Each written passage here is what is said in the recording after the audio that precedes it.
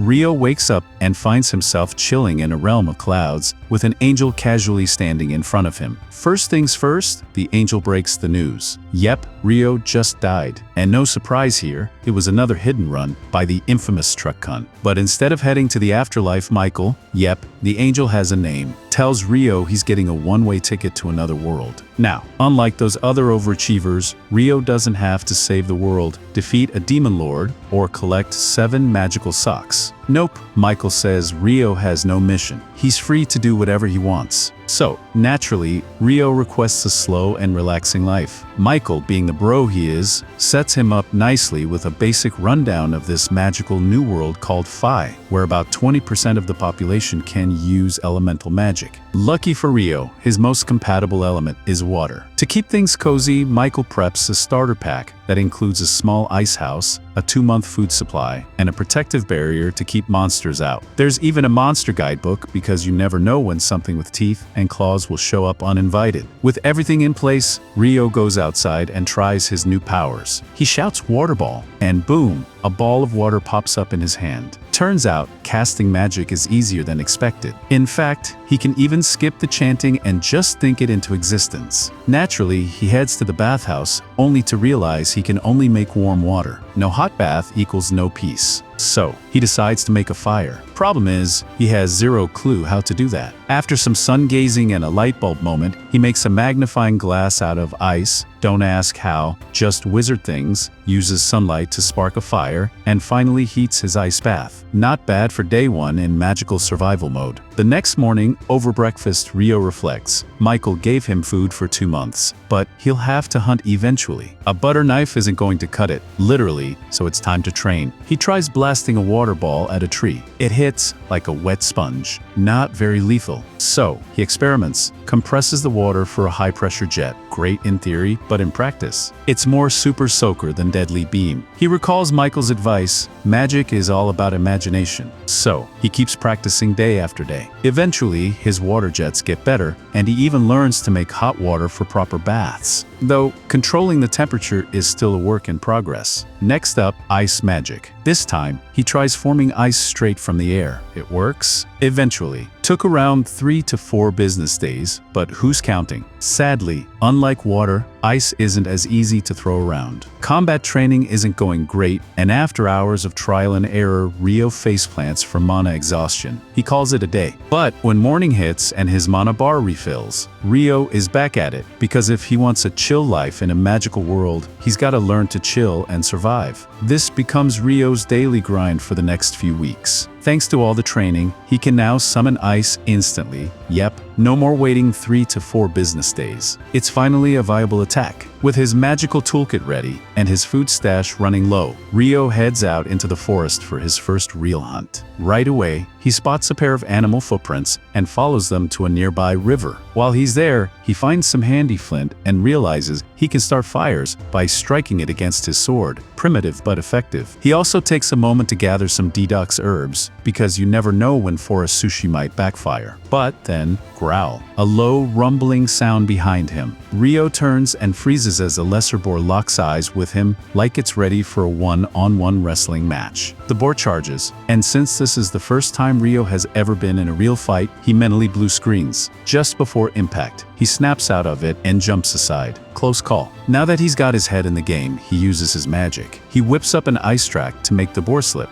Mario Kart style, then follows it up with a series of ice spikes. Boom, instant, pointy death. After turning the boar into future bacon, Rio flips through his monster guide and learns that the lesser boar is literally the weakest thing in the forest. Not exactly encouraging. The guidebook is designed for rookies like him, but there are 2 ominous bonus pages at the end. One is about dragons, which, according to the book, can solo entire cities. The official advice: run. Unofficial advice: run faster. Not that it'll help. The second page mentions demons, but it's hilariously vague. Basically just says, if you meet one, you're doomed. Great. Super helpful. The next day, Rio heads out to hunt again, but surprise! He gets ambushed from above by a giant assassin hawk. This bird isn't just big, it's packing wind magic and slashes through prey like it's got built-in razors. Ryo runs while conjuring ice shields on the fly. He doesn't want to fight this thing, but he's definitely not outrunning it either. So, he counters with water jets. The hawk dodges and swoops down with a slicing wind attack, but Ryo blocks it just in time with an ice shield. The blow smashes across the hawk's eye, sending it crashing to the ground. The hawk eventually gets up, now rocking an eye patch-worthy injury, and flies away. But not before locking eyes, with Ryo, making it personal. That bird's got beef now. Ryo, still alive and mildly traumatized, is starting to rethink what slow, peaceful life really means. While running from the hawk, he also manages to get completely lost in the forest until late at night. While wandering, he stumbles across a glowing lake, and in the middle of it, a dullahan just casually standing there. And it's already spotted him. As time passes, Ryo continues training like a man on a magical gym grind. He can now hunt and preserve food with ease, and his magic is looking seriously dangerous. He can summon massive sheets of ice and slam them down instantly, and his water jets are powerful enough to slice through solid rock. Not bad for a guy who couldn't heat bathwater a month ago. But combat training doesn't stop with ice. Ever since the dullahan encounter, Ryo has gone into the forest every night to fight it. It wasn't listed in the monster guide, so either it's not a monster or it's just too high level for beginners. Either way, Ryo isn't backing down. Armed with his trusty ice stick, he charges forward, swinging like a magical baseball champ against the headless nightmare. This whole thing with the dullahan is less of a deathmatch and more of an intense training montage. The headless horseman totally outclasses Ryo in both strength and skill, but that doesn't stop him from doing his best, blocking attacks with his trusty ice shields, only to get flattened in seconds anyway. Strangely, the dullahan never speaks a word, but Ryo can't shake the feeling that this creepy, silent warrior has taken it upon himself to play battle sensei. Then one day, the dullahan raises its sword and uses water magic to extend the blade, surprising Ryo, who had no idea it could use the same element. After showing off the magical blade, the dullahan casually hands it over to Ryo, then walks out onto the lake like some mysterious boss character on his break. Some time later, Ryo is out hunting again when, bam, he's suddenly ambushed by that same assassin hawk. Only this time, it's black. Ryo figures the hawk must have hit the gym and evolved, all to settle the score. Heady, maybe. Terrifying, definitely. The hawk dives in, launching wind slashes. Ryo panics and throws up 5 ice walls. But evolve hawk means stronger wind slashes, and those walls get shredded like wet tissue paper. Cue full-on panic mode. Ryo zigzags across the field, throwing up walls like a panicked Fortnite builder, dodging incoming attacks. He finally sees an opening and launches a volley of ice spikes, but the hawk speeds up and dodges like it's in an anime tournament arc. Then it screeches. Not just a regular screech, a magical, high-frequency, ice-melting screech that disrupts Ryo's magic, leaving him defenseless. Great. The hawk hovers in front of him, clearly charging up something massive. Ryo senses electricity in the air, then zap, a bolt of lightning fires at him. Luckily, he channels his inner survival instinct, uses a stick as a lightning rod, not OSHA-approved, and jumps clear just in time. Half-fried and still twitching, Ryo prepares for round 2 as the hawk dives in for the kill. At the last second, Ryo whips out his ice sword and parries the talons. After a few intense clashes, Ryo spots a gap in the hawk's guard, thanks to his grueling sparring sessions with the dullahan, and lands a clean stab through its neck. The hawk crashes to the ground. Ryo approaches it, understanding its desperation.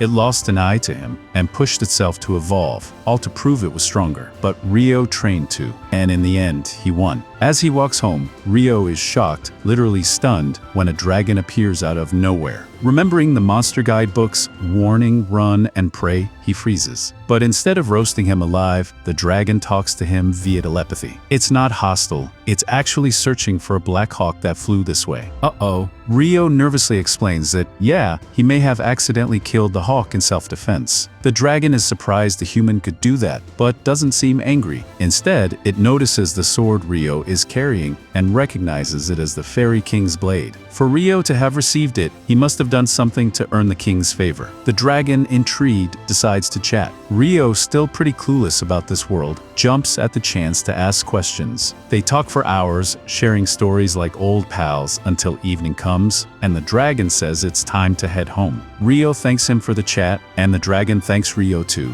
saying it's been ages since he's had such a fun conversation. As they part ways, a scene cuts to Michael, back in heaven, casually going over Rio's reincarnation paperwork, and then he notices something odd. Turns out, Rio was granted a hidden trait, eternal youth. Weird, because Michael hasn't seen a hidden trait since that hero girl he sent to Faye 10,000 years ago.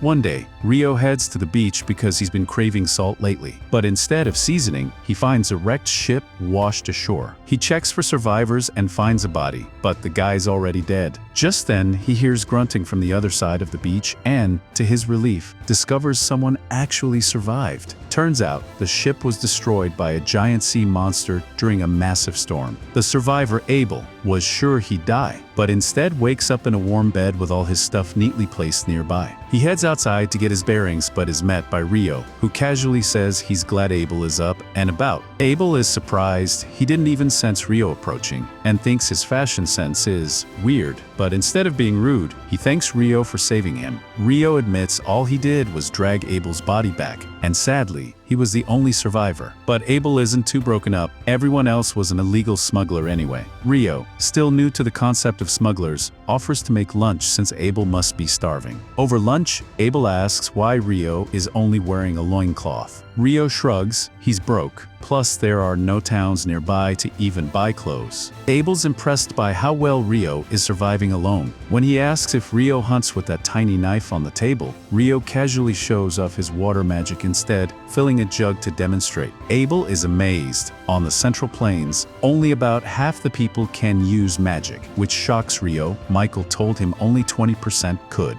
Someone's been giving outdated stats. After lunch, Abel asks Rio to take him back to the wreck since he needs to check something. On the way, he wonders why Rio doesn't use a magic staff, but quickly figures it's a money problem. To make up for his insensitivity, he insists on handling any monsters they encounter. Rio says that won't be necessary, but Abel wants to feel useful. When they reach the wreckage, all the bodies are gone, probably eaten by monsters. Abel's lucky Rio found him when he did. After searching, Abel can't find what he was looking for and decides to regroup with his friends, though he has no idea how far he is from the town of Lon. He fears it'll be a long, lonely journey, but then invites Rio to come along. Rio, curious about the world and with no real reason to stay, agrees, though he needs to handle some things first. They plan to leave the next morning. That night, Abel notices Rio heading into the forest, claiming he needs to meet someone. Suspicious but polite, Abel doesn't pry. Rio meets with the Dullahan, telling him he'll be leaving the forest soon, so this might be their last spar for a while. They fight hard. Rio has improved enough to push Dullahan back slightly, but the skill gap is still massive. Eventually, Rio collapses in defeat. As Dullahan walks back to the lake, Rio thanks him for all the training. Seeing Rio as a precious student, Dullahan gifts him a special robe, Rio's first proper clothing upgrade. The next morning,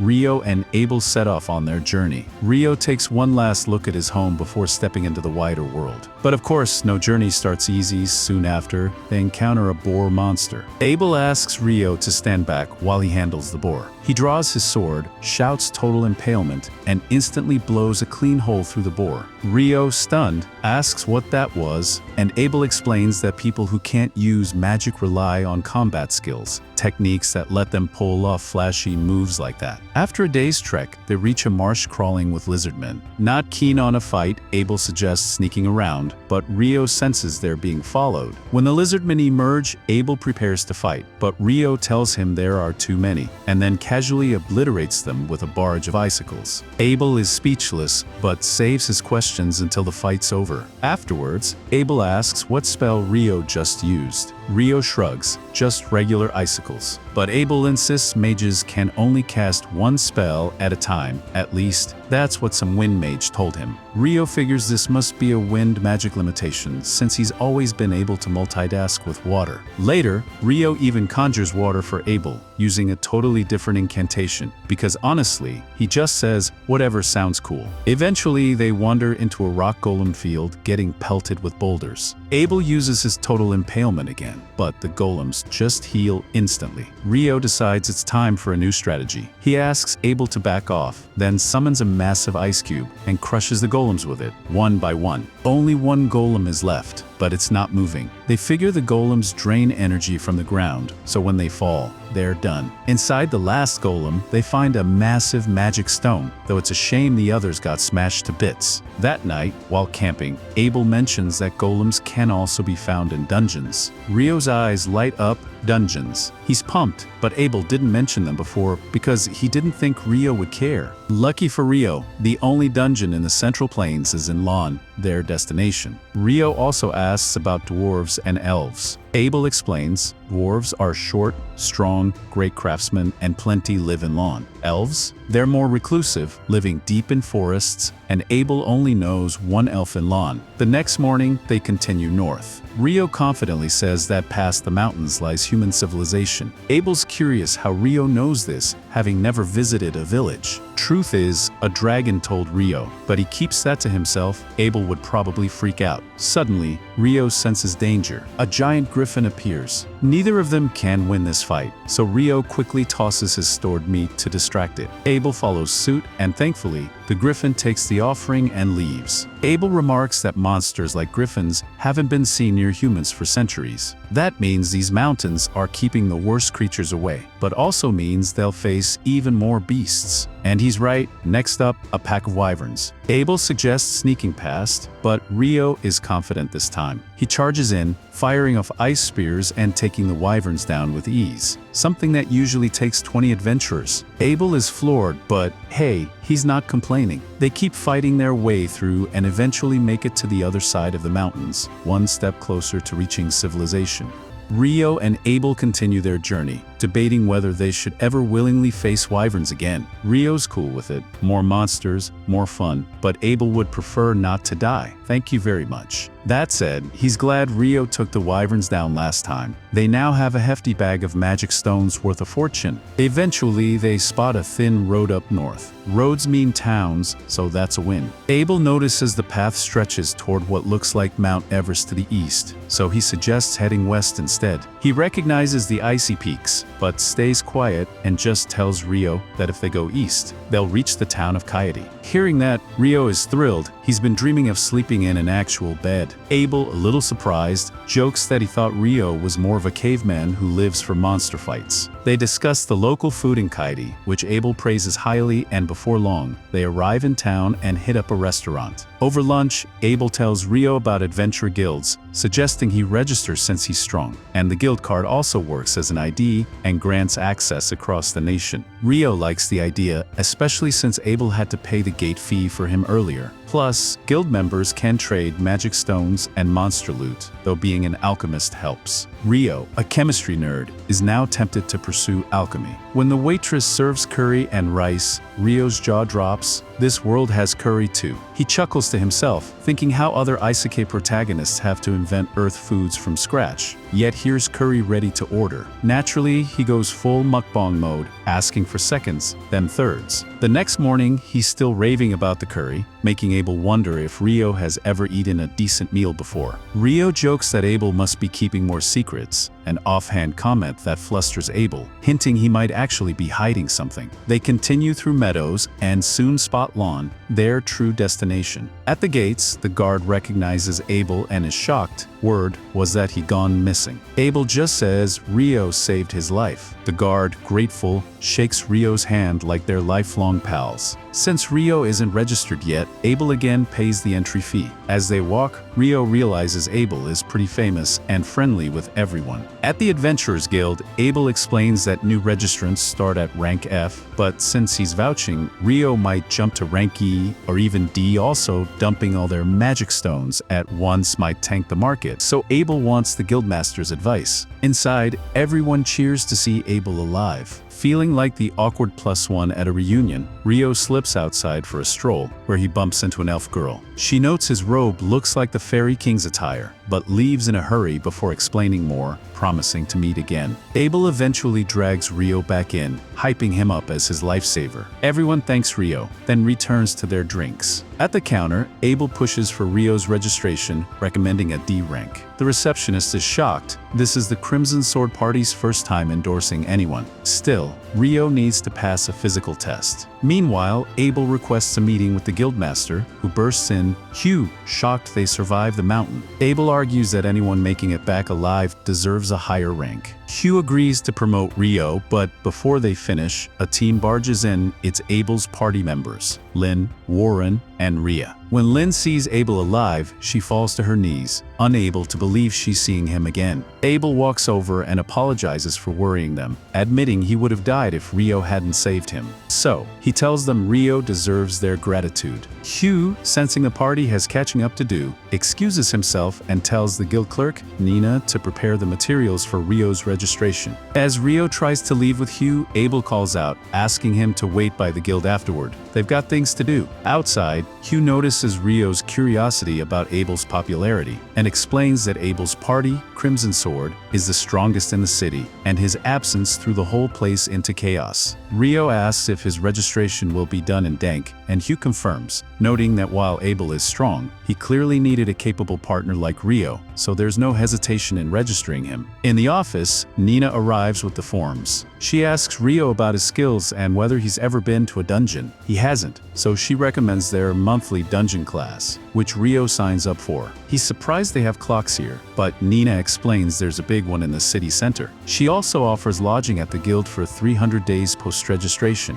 After the paperwork, she hands Rio his guild card, prints his details via a magic device, and registration is complete. Outside, Hugh is relieved Abel is back, lamenting how the city was a mess without him. Rio rejoins Abel, who takes him around town to sell their magic stones, planning to buy clothes and a staff for Rio. Rio appreciates it but is puzzled. He's fine without a staff since he's always carried a sword. Abel laughs, saying his sword is more like a glorified knife. During their errands, Rio peppers Abel with questions and learns this world has 24-hour days, 7-day weeks, and 30-day months, just like Earth. Combined with the curry he ate, he wonders if someone from Earth reincarnated here and changed the world. Later, Abel drags Rio to his welcome party, where they drink and celebrate all night. The next morning, Rio is exhausted. As he walks to the lodge with Na, she teases him about drinking too much and mentions how raw Abel's brother barely left his side in gratitude. At the lodge, Nina introduces Rio to his new roommates, Niels and Addo, who agree to keep things casual between them. Na then brings in a fourth roommate, Ian, a 16-year-old girl whose parents recently died, so she turned to adventuring. Na reminds Rio to attend class with Ian the next day. Meanwhile, Abel tells his party about Rio's insane feats, casting magic without a staff, killing wyverns with ice, and summoning giant ice blocks. Lynn doubts it, citing the known limits of magic, but Abel insists it's true. Rhea remarks that only the Inferno magician was said to be that powerful, though it's thought to be a myth. They also wonder if Rio could be a threat or ally to the Duhi Empire, but Abel assures them Rio despises that name. Meanwhile, Rio laughs and bonds with his new roommates, reflecting on how drastically his life has changed. Rio and his friends move to the special class for a professional course on the basics of exploring the Dees, aka magical monster mazes with a bad attitude. After the class, they'd head to a real Dees, which made Amun visibly tense, like sweating through your armor tense. But Rio, ever the chill one, told him not to panic just yet. They still had time, and no one wants to see him faint at noon like a drama queen. The instructor, now ready to wrap things up, offered to answer any final questions. Rio raised his hand and asked if there was a way to fast travel back to levels already cleared, classic gamer energy. The teacher was impressed. Unfortunately, he said that while some Dees in the southern provinces do have that option, the ones in Lawn City definitely do not. Rumors exist, but nothing confirmed. Rio thanked him politely. Then Amun, still processing the info, asked Rio what instant travel was, and marveled at how Rio knew so much despite being a D-rank newbie. Rio just shrugged. It was something he'd heard, not Google searched. They moved to the city's Dees, located smack dab in the center of the city, which had the charming trait of doubling its monster population every year. No one knew why. The teacher explained the inner walls were built to keep those multiplying monsters from turning the city into monster stew. Amun looked at the whole setup like it was the start of a natural disaster movie. But the teacher reassured him, this happens every few years, totally normal-ish. They passed the guild building near the gate where normally adventurers check in, but since they were pre-registered, they could stroll right in. Ryo noticed Amun getting nervous again and advised him to breathe deeply, not hyperventilate. Amun did, felt better, and they entered the first level, which was basically the tutorial stage. Nothing too dangerous, but they were told not to stray too far from the D-skate. Ryo and Amun stuck together and soon sensed something ahead. Amun drew his sword like a nervous anime sidekick, but Ryo, cool as ever, pinpointed the location. He froze the creature, a beginner monster known as a soldier ant, and told Amun to go for the neck. Teamwork made the dream work. Amun pierced the ant's neck and landed the finishing blow. Both were thrilled, like kids who just beat their first boss fight. Ryo, always the sentimental adventurer, suggested they take the ant's magic stone as a memento of their first successful hunt. Amun, ever the rule follower, asked if that was allowed. Ryo reminded him, "We're adventurers now. Loot is life." He showed the stone and proudly declared it a lovely keepsake. Amun was kind of in awe. Later at their residence, they celebrated their first Dees mission. Niels sipped his drink,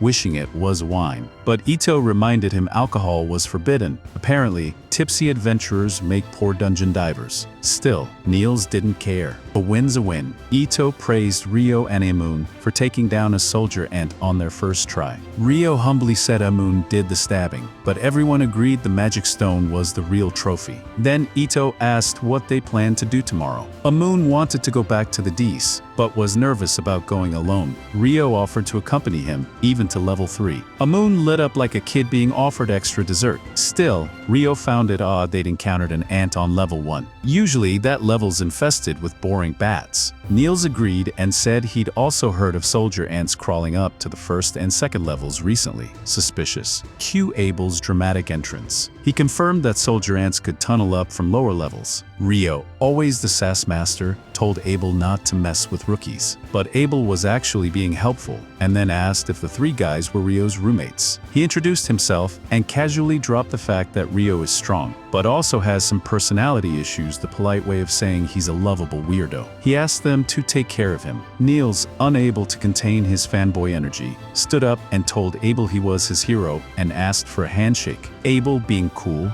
granted it and advised Niels not to overdo things and to work hard. Abel offered some sage advice to Niels. Staying alive is priority number 1 for any adventurer. Niels, taking that very seriously, promised to train smart, not just hard. Curious, Ryo asked Abel why he was at the guild so late. Abel explained that their mission took longer than expected, and they were only just returning. Right on cue, Abel's team showed up, and Lehaya was not thrilled to find him in Ryo's room. Rhea told Abel to stop running away from his responsibilities and report to the guild leader. But Abel, ever the noble procrastinator, claimed he was simply guiding the next generation. Lehaya, unimpressed, called in backup Warren, who stepped forward and unceremoniously picked Abel up like a grumbling sack of potatoes. Abel, thoroughly annoyed, pleaded with Ryo to do something. Meanwhile, Lehaya approached Ryo and stared at him like she was scanning for magic residue. Ryo, a little weirded out, asked if something was wrong, until Rhea called Lehaya away. Rhea apologized for the chaos. They had to take Abel back to the guild leader. Ryo figured as much. After all, Abel was their team leader. Abel, however, looked at Ryo like he'd just been betrayed in a reality show. While all this unfolded,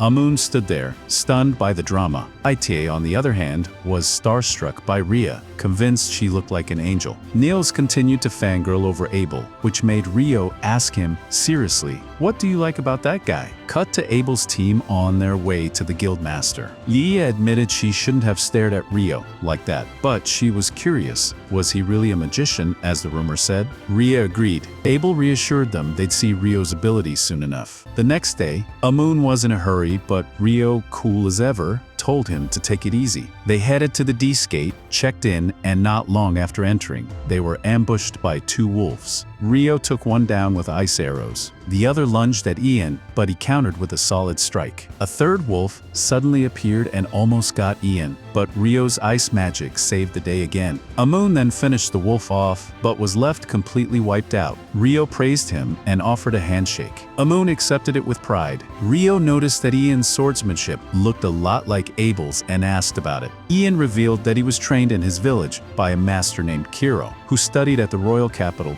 and taught the Hume school style. That's where Ian got his skills. Rio figured Ian had a bright future ahead once he got used to adventuring. Ian guessed Rio was a magician but clearly also knew his way around a sword. Rio explained his style was self-developed and that he didn't consider himself a sword expert. He then checked if Amun had caught his breath. Amun insisted he was fine, but Rio warned him not to overdo it. His fighting style was demanding, but if mastered, could keep him safe from injuries. First step, cardio. Run, and run some more. He also told Amun that he'd traveled with Abel for a while, and even Abel, talented as he was, worked on fundamentals every day. Genius or not, you gotta train. That fired Amun up. He wanted to work just as hard as Abel. Rio smiled. That was the spirit. The next day, Rio skipped the D's. He had other plans. He went to the library, where the librarian pointed him toward the alchemy section and suggested he start there. Rio gathered useful books, but soon found himself overwhelmed. So he stepped outside to get some sun. That's when the sun got blocked. Yep, an eclipse. And things got weird. Suddenly, a fire blast came at Rio, which he managed to block just in time. A mysterious girl wielding fire magic appeared, mumbling something about a human being involved. She was clearly not here for a tea party. Rio wondered if she was an Akuma. She blasted more fire, but Rio countered with enhanced magic and a flurry of ice. She added wind attacks to her moveset, but Rio blocked those two, surprising her. Then she got serious, revealed her personal weapon, and launched a flurry of strikes. Rio held his ground, matching her moves. As sunlight peeked through the eclipse again, Rio launched a wave of ice arrows, but the girl dodged them, all like she had cheat codes. He realized she was using wind to boost her speed. She soared into the air and dove down, but Rio deflected her again. She then charged a fireball, but Rio beat her to it. Still, she kept attacking. He fired more arrows, and this time, she blocked with fire and earth magic, but couldn't dodge everything. Some arrows hit, and she was injured. Rio saw his chance, soared up, and attacked, but she blocked again. Her wounds healed freakishly fast, throwing Rio off his rhythm. She pushed him back and prepared another massive fire attack. But then something unusual happened. Water droplets began falling. The first one hit her and burned her. She winced in pain and used earth magic to defend. She summoned a huge wave of fire as a final move, but the sunlight returned. The girl sighed. Her time was up. She hadn't had a fight this fun in ages. Rio told her to leave already. She smirked, saying he'd enjoyed it too, and this isolated place had strange rules. Her powers were limited here, and she vanished just before explaining what that isolation meant. Rio was left with one thought. What was that place? The girl then introduced herself to Rio as Leonor and asked for his name. Rio told her and even pronounced her name correctly, Akuma, which shocked Leonor since he knew who they were. Honestly, she should have finished him off right then and there, but Rio wasn't someone you could just eliminate during a coffee break. As the sun began to rise completely, Leonor said she wanted to meet him again. Rio, however, politely declined in his head, but she insisted that it was impossible for them not to cross paths again, and if it wasn't with her, it'd be with another one of the Akuma. She then made it awkwardly possessive by saying, "Don't let anyone else kill you but me. Your life now belongs to me." After dropping that dramatic line, she vanished. Rio, who clearly wasn't paid enough to deal with this kind of chaos, muttered that he survived by sheer miracle. If not for his special outfit, he would have had a hole in his shoulder. He was now exhausted and suffering from dizziness, classic RPG side effect. He dragged himself to the guild and discovered a fat bag of money waiting for him. He didn't even think this cash was in his account, but apparently, the guild master had already exchanged the wyvern stones. Suddenly, money wasn't a problem anymore, so maybe no need to grind side quests for a while. When he returned to his dorm, he found it suspiciously empty. He headed to the library to buy books, but peeked out the window and saw his dorm mates lying face first on the ground, clearly beaten up. Another student had done the honors. Niels said that if they weren't so drained, they could have taken them too. Wishful thinking, buddy. One of the thugs scoffed at the empty threat, but Ito called him out for talking big when he literally ambushed them. The bad guy just shrugged and said, "Do monsters and Deus warn before attacking?" Too bad his goons suddenly collapsed, having been whacked by none other than Rio himself. Rio told the main goon he was right. They shouldn't have warned him. Then he decked him. Niels helpfully identified the guy as Dan from room 1. Rio looked unimpressed and asked, "What do you want now, Dan? Gonna crawl away with your tail between your legs?" Dan didn't like that and tried to hit Rio, but Rio easily dodged and smacked him so hard he hit the ground. Niels noticed how badly Rio hurt Dan, while Rio figured he might still be a little too tense from that whole Akuma situation. He pulled out a healing potion and started with Ito, since he was a priest. They also decided to have Ian join their training. Niels felt slightly humiliated by how chill Rio was about all this. Seeing they were all kind of broken, Rio suggested they take a break and clean up. Afterward, Ito cast a healing spell on Rio, and it worked. Rio was genuinely happy and finally believed that Ito was, in fact, a priest. He thanked him sincerely. Ito explained that although the earlier attack didn't break any bones, it was dangerously close to being lethal. If it had hit the heart, game over. Rio admitted that his heart was the target, but luckily, he dodged at the last second. Niels, still shocked, asked, "Wait, if you're that strong, why dodge?" Ian chimed in with, "Who are you even fighting?" Rio just smiled and said that he'd tell them everything someday. To himself, he thought about how Leonor was an Akuma, and based on what she said, there were likely many more. He realized he had a lot to uncover in this strange world. The next day, Ito, Alman, and Nils head back into the dungeon. After taking out a goblin archer on the 5th floor, yes, 5th, Nils suggests they call it a day. They've barely been down there long, but something feels off. Goblin archers aren't supposed to appear this early in the dungeon, and since they've already made decent coin, there's no point risking it. Good call, because just a little deeper in, a monster was lurking that would have wiped the floor with them, especially with Rio off doing his own thing. Meanwhile, Rio is outside the city, having a dramatic post-battle reflection session after his intense clash with Leonor. While they were evenly matched in spell casting, her wind magic made her zippy as lightning. Rio sadly doesn't have wind magic in his toolkit, so he's experimenting with alternatives. His big idea? Use his water jet spell, normally for swimming, to boost movement on land. First test, a bit of ice on the ground, a few jets on his back, and he barely budges. Majestic fail. He plans to try again with more jets, but first, off to the library for research on alchemy and demons. Because who needs leg day when you have magical propulsion? Back in the city, Lihaya aka Lin is on a spell book scavenger hunt, searching for anything resembling that giant ice cube spell Abel swears he saw Rio use. Not even the forbidden books mention it, which means one thing, it's probably an original spell, but one requiring a ton of mana. She's still skeptical that Rio managed it so casually.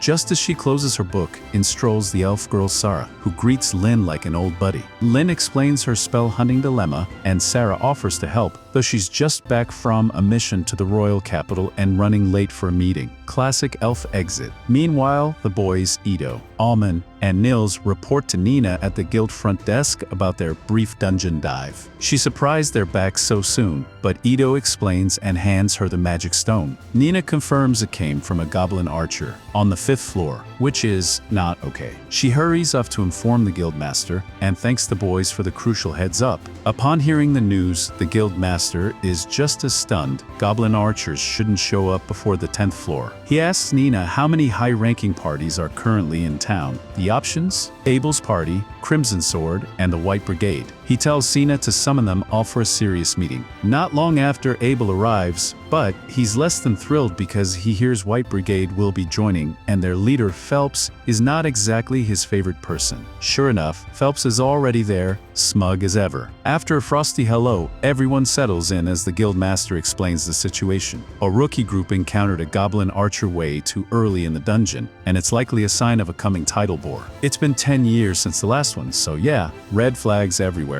He offers both parties 100 gold up front, 200 more upon return, to investigate, not to fight. If they find evidence of the tidal bore, they are to return immediately. Once confirmed, the guildmaster will shut the double walls of the dungeon and call for reinforcements from the regional knights. The guildmaster has already secured permission from the local lord to act, but he still needs to inspect the dungeon before making any major moves. So, he asks the big question, are they willing to take the job? Both Abel and Phelps agree on behalf of their parties, and the investigation is set for the next morning. Meanwhile, Rio wakes up early with big nerd energy. He's heading to the city's northern library to learn more about alchemy. Ito casually mentions that only D-rank adventurers and above are allowed in, but no worries, Rio qualifies. Alman does point out that the real juicy stuff, like forbidden texts, is B rank and up, so Rio shouldn't get his hopes up about accessing those. Bummer. Soon, Soon, Rio arrives at the Northern Library, which makes the Southern Library look like a corner bookstore. The place is huge, and he realizes he might need help finding the demon-related texts he's definitely not supposed to be talking about out loud. Lucky him,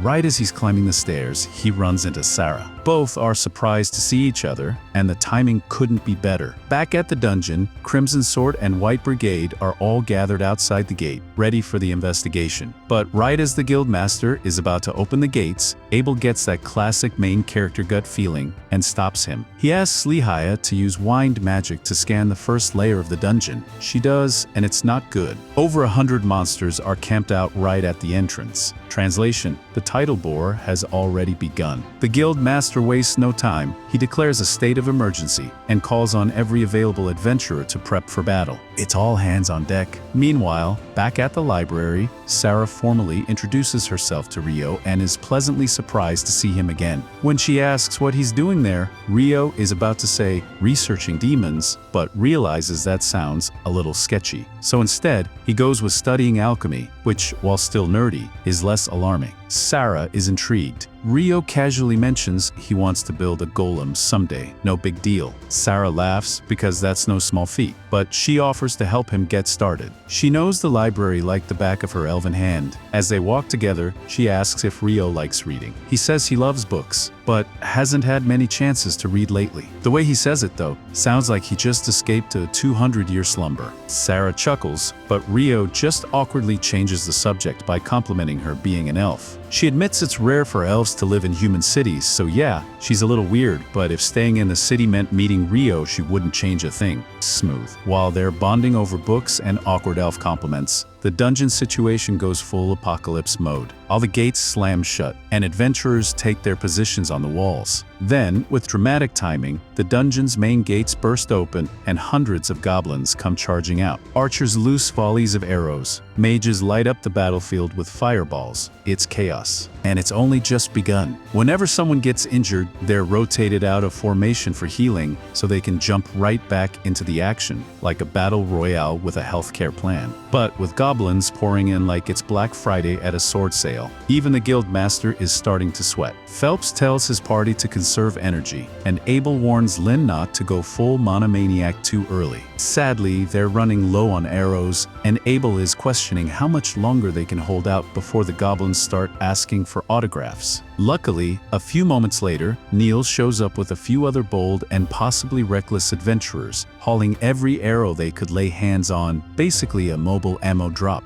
Along with that, Niels delivers a message from the Guildmaster. Once the smaller goblins are handled, Crimson Sword and White Brigade are up next to face the boss. A few hours pass, and most of the regular goblins have been reduced to XP. Now the boss is expected to show. The Guildmaster gives the signal. Both Crimson Sword and White Brigade leap from the wall, like synchronized gymnasts, with Lynn casting a magic spell to ensure a graceful landing. No broken ankles today. There are still a few goblins lurking below, so Abel and Phelps clear them out like pest control pros. Then it happens, the big bad emerges. But plot twist, it's not one goblin general, it's 3. That's bad. 3 generals usually means there's a goblin king nearby, which is like a boss fight on nightmare difficulty. Abel quickly forms a plan. He and Phelps will each take a general, while Rhea and Sheena go after the 3rd. Everyone nods like action movie heroes, then springs into battle. Abel dodges one of the generals and slices off its arm like he's ordering deli meat. Victory seems close, until he senses something off. Suddenly, he shouts for everyone to get down. A wind slash tears through the air, instantly slicing all 3 goblin generals in half. Dramatic much. Everyone narrowly avoids becoming Sushi, the attacker. None other than the Goblin King, and this guy did not come to mess around. Abel and Phelps charge in. Phelps tries to spear him, but the king's armor is tougher than overcooked steak. He falls back, realizing brute force won't cut it, literally. But Abel keeps going, dodges the king's attack using his perfect shadow technique, probably trademarked, and lands a strike to the chest. It's not a kill shot, but Abel never expected to solo the big guy. That's when he calls out to Lynn, who's been charging a wind bullet spell like a magical sniper prepping the final shot. As Abel jumps out of the way, she fires and turns the Goblin King into Swiss cheese, finally ending the Goblin crisis.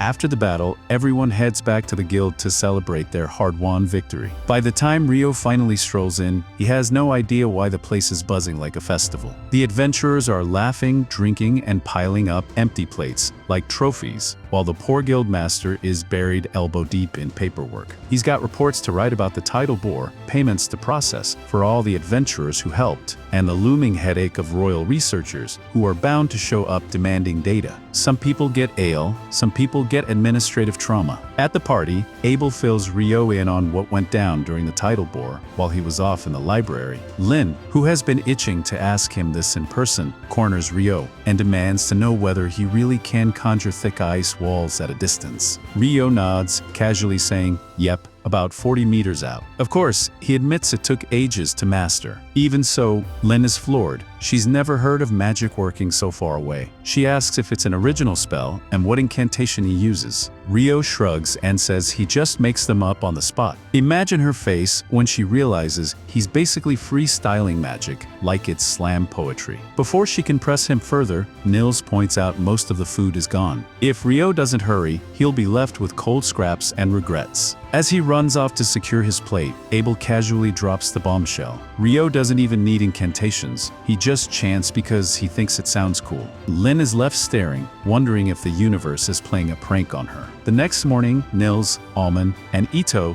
drag themselves to the guild, only to find the job board emptier than their wallets. Ryo wanders by and asks why they're not out working. Turns out the dungeon is shut down for inspections after the tidal bore, and resource-gathering jobs are basically dead since so much loot was dropped yesterday. When asked what he's up to, Ryo explains he's hunting for magic copper or to practice alchemy. Ito recalls it costs a fortune, 50 gold for a single piece. Ryo, who's rich enough not to blink at that, instead offers the trio a deal, 4 gold coins each just to search, plus 25 gold for every piece they bring back. The boys nearly faint. This is more than they've ever made in their lives. Ito, still half skeptical, asks if Ryo is serious. Ryo grins and explains that even if they succeed, he'll still spend less than buying in town. They're sold and the three rush out to start mining, like their lives depend on it. Meanwhile, Ryo hears shouting outside. Curious, he heads downstairs, where he finds Dan squaring off with a group of knights. The knights are trying to drag off a girl against her will, and Dan, in full heroic mode, shoves one of them aside to free her. Noble, yes, but the math is bad. 1 guy versus 4 armed knights. Just as their leader raises his sword to teach him a lesson, fate intervenes. The knight takes a single step forward and immediately trips flat on his face. Everyone is baffled when the knight faceplants, because there's absolutely nothing near his feet. The knight, however, refuses to admit he tripped over thin air and instead accuses Dan of foul play. But when he tries to stand up, he promptly trips again. Gravity,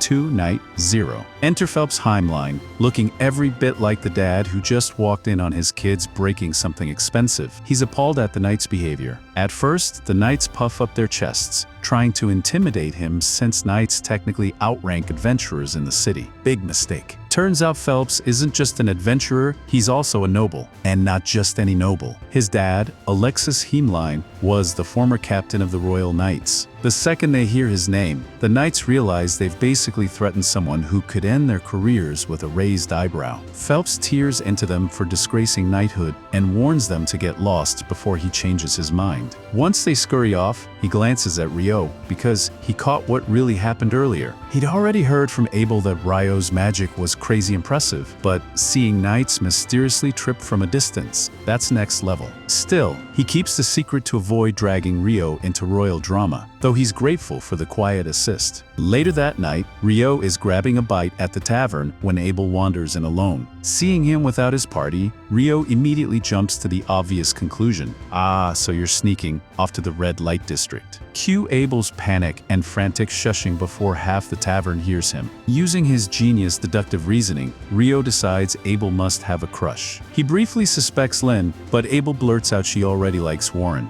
That leaves Rhea, which only makes Abel flail harder, pretty much confirming it. Ryo won, Abel 0. Once Rio is done teasing, Abel explains the real problem. One of the dungeon investigators in town is his old friend, escorted by the same rotten knights from earlier. Tonight those knights are in the pleasure district, and Abel wants to stop them before someone gets hurt. On their way, Rio notices two unfamiliar adventurers lurking around, dressed head to toe in black. The moment they're spotted, the shady pair ducks out, suspicious. Sure enough, when Rio and Abel deliberately take a dark alley, they get ambushed. Too bad for the ambushers. Rio just drops ice on their heads and knocks them all out in seconds. Probably the easiest fight of his career. They don't know what the men were up to, but they'll be handed over to the guards for questioning. Meanwhile, elsewhere in the district, those disgraced knights decide to get revenge on Phelps. They sneak up on him, but suddenly can't move a muscle. Turns out the whole thing was a trap. Phelps knew they were dirty and had Shenna hit them with paralytic needles. With the knights frozen like statues, Phelps calls on her fire magic and reduces them to ashes. No ashes, no evidence, no problem.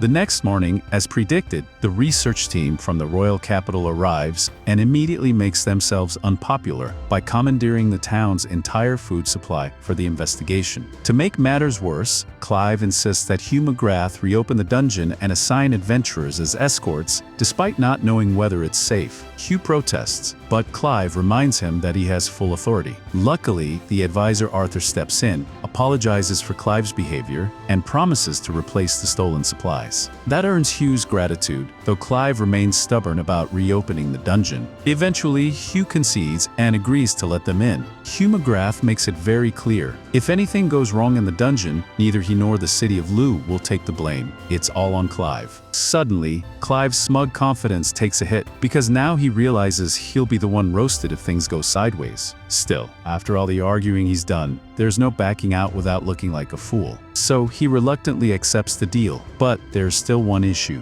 finding adventurers to escort the research team. A little later, Rio is on his way to grab some much-needed lunch when a girl rushes up, asking if he can take her to the Adventurers Guild. Slightly grumpy about the delay, Hungry Mage is a dangerous mage. He helps her anyway. The girl introduces herself as Natalie Schwarzhoff, carrying a letter requesting the aid of Abel's party to defend the dungeon investigators. Rio is surprised. The dungeon was supposed to stay sealed, but Abel quickly guesses someone twisted Hugh's arm to reopen it. The closure made sense. Decades ago, right after a tidal bore, an elite A-rank party went down to investigate and never came back. Their leader was basically S-rank Superman with a sword, and even he vanished. Since then, guild policy has been simple. Tidal bore equals lock the dungeon doors. While Rio is intrigued, his stomach wins the battle, so he excuses himself to go eat. After he leaves, Lynn asks Natalie if she's really from the famous Schwarzhoff family, renowned for legendary water magic. Natalie confirms it, so Lynn asks if she's ever heard of magic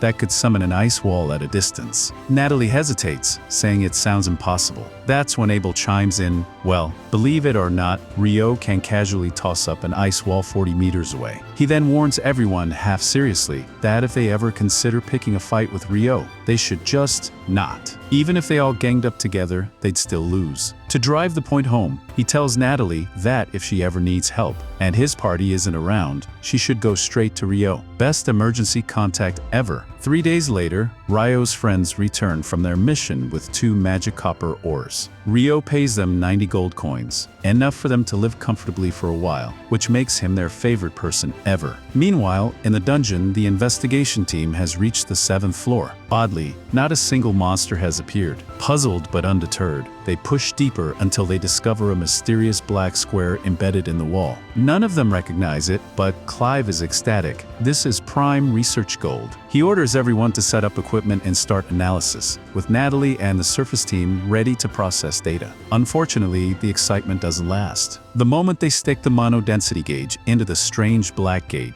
the entire team is instantly teleported away, vanishing without a trace. The surface team, including Natalie, loses contact completely. By the time the expedition team realizes what's happening, they find themselves standing in the middle of a grassy plain. Thankfully, nobody is hurt, but they have no clue where they are, and Clive and his research team are nowhere to be seen. Elsewhere in the fields, Clive wastes no time ordering his team to start collecting data. If his hypothesis is right, then the gate really did teleport them to a new location. Translation: they've just been isekai'd without consent. That also means there's a very real risk of being attacked. so everyone needs to stay on guard. Still, Clive can't help but feel a little thrilled. This accident could prove his theory that monsters from tidal bores actually originate from the 38th floor. And since he's the one who discovered the teleportation gate, he's already imagining the promotion, head of the department, prestige, maybe even a bigger office with a window. Of course, that only matters if he and his team actually make it out alive, and considering the local wildlife, survival isn't guaranteed. Back on the surface, Natalie and the other researchers are frantically trying to figure out what happened to the missing adventurers when the locator suddenly flickers back to life. It only transmits a signal for a split second, not enough to communicate, but it reveals something baffling. Somehow, the expedition team has ended up on the 40th floor. That makes no sense at all. They were just on the 10th floor. Just then, a man named Christopher walks into the tent, introducing himself as a researcher from the College of Magic. Technically, his group and Natalie's are rivals, but he sets that aside for now. He needs to know if anything unusual has happened in the dungeon, and he politely asks for information. The researchers hesitate. This is sensitive information after all. But Christopher presses on, explaining that just a short while ago, he entered the dungeon with the adventurers assigned to the second research expedition. Right as they were crossing the threshold, everyone in front of him vanished. That's why he's so desperate for answers. His account confirms the terrifying truth. The adventurers really were teleported, which explains how they ended up on the 40th floor. Unfortunately, that doesn't make the situation any less dire. At this point in history, no adventurer has made it past the 38th floor. From there onward, even elite parties struggle to survive, let alone the C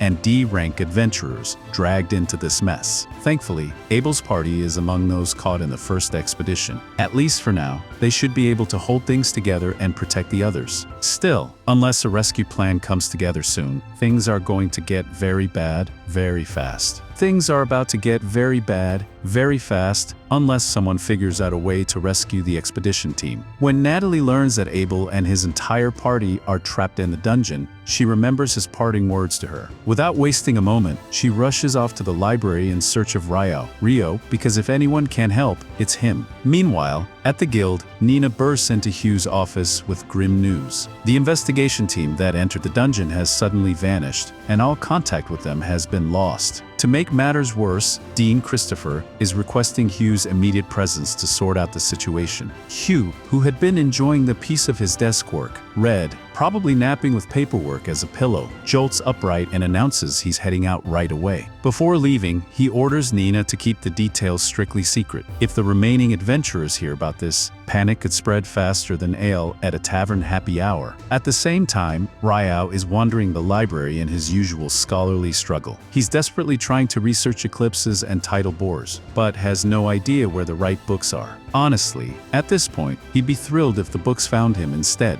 Luckily, his wish is granted in a different form. Sarah happens to be standing in the next aisle. Overjoyed, Ryo rushes to her and explains his plight. Sarah, being the walking encyclopedia she is, immediately offers to help. She even shares her personal theory. Eclipses and tidal bores are connected. She's noticed that historically, tidal bores occur within days of an eclipse, a pattern that repeats time and again. Of course, she had to dig through mountains of old records to piece that together. So naturally, she's curious why Ryo suddenly cares about this subject. Ryo, who cannot exactly admit, "Oh, I fought a demon during the last eclipse. No big deal," skillfully changes the subject. He asks instead why magic stones change color. Sarah can't tell he's hiding something, but she lets it slide for now. She explains that the color of a magic stone reflects the monster's age. The longer it lived, the deeper the hue. That catches Ryu's attention. According to reports, every magic stone from tidal bore monsters has been perfectly clear. That suggests those monsters had only just spawned in, not migrated up from lower levels as most people believe. Even more surprising, Sarah reveals this phenomenon is recorded in all past tidal bore incidents. Ryo is shocked. He didn't think such detailed records existed here. Sarah explains that technically they barely do. The records are ancient, written on fragile parchment, and even the librarians don't know about them. Fortunately, she knows exactly where they're kept and offers to guide him. Meanwhile, back with the investigation team, morale isn't looking great. They still have no idea where they are, or even if they're still inside the dungeon. Being randomly teleported without a map compass, or Google Earth is not exactly a confidence booster.